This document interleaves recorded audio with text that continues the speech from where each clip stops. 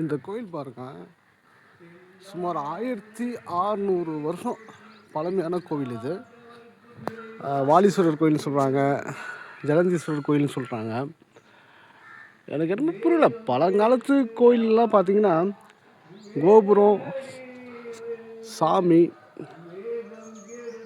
இவங்க எல்லாமே வந்து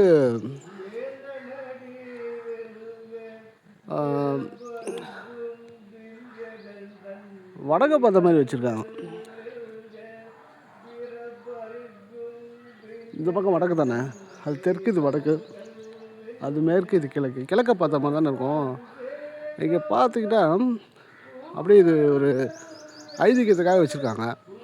அப்படியே போகிறோமா, கொடிமரம், அப்படியே போனால் நம்ம நந்திகேஸ்வரரை வணங்கிட்டு அவர்கிட்ட உத்தரவு வாங்கிட்டு அப்படியே இந்த ஜன்னல் வழியாக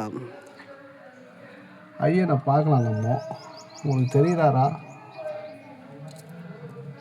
தெரிய மாட்டான்னு நினைக்கிறேன். அப்படி தான் போய் போகணும். இந்த கோயிலில் என்ன ஒரு விசேஷம்னா, சாமி வந்து நிறம் மாறிட்டே இருப்பார். வாலீஸ்வரர் கோயில்னா சொல்கிறாங்க. நீங்கள் நேரில் வந்து பாருங்கள். கோயிலுக்குள்ளே வீடியோ எடுக்க ராமா வேணாமான்னு தெரியல, ஆனால் ரொம்ப பிரமாதமாக இருக்குது. கோயில் ஃபுல்லாக கும்மிருட்டு, லைட் போட்டு தான் வச்சுருக்காங்க. அர்ச்சகர் இல்லை, ஏதோ வெளில போயிருக்கார் போல இருக்கு. பாருங்கண்ணா, கோயில் சும்மா பிரமாதமாக இருக்குது. அந்த பக்கம் கிணறு, அம்மன் சன்னதி, இதுதான் கோயிலோட என்ட்ரன்ஸு. அது குட்டி பையன் நடந்து வரான். இருந்து பார்க்கலாமா, உள்ளே வீடியோ எடுக்கலாமா தெரியல. பெரிய கோயில் தான். மதில் சுவர்லாம் பார்த்தா உங்களுக்கு தெரிஞ்சிடும். இந்த பக்கம் கிரிராஜ கன்னிகாம்பாள் ஆலயம் இருக்குது, அம்மன் கோயில். ஒரு சிவனடியார் பாடிட்டு இருக்காரு.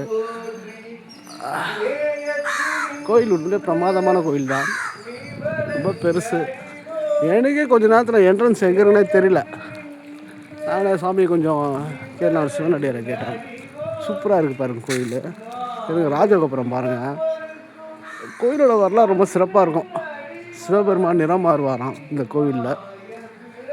இங்கே வந்து நேரில் பாருங்கள், அப்போ தான் இதை நல்லா ஃபீல் பண்ண முடியும். எனக்கே இந்த கோயிலை எப்படி சுற்றுறது தெரில. வலப்பக்கம் இருந்து தானே நம்ம போவோம், இடப்பக்கம் வந்து வலப்பக்கம் சுற்றுவோம். இது சாமி வடக்கு பார்த்த மாதிரி இருக்கிறதுனால எப்படி போகிறது, எந்த பக்கம் போகுதுன்னு தெரில எனக்கு. சரி, பார்த்திங்களா, நல்லா சோறு.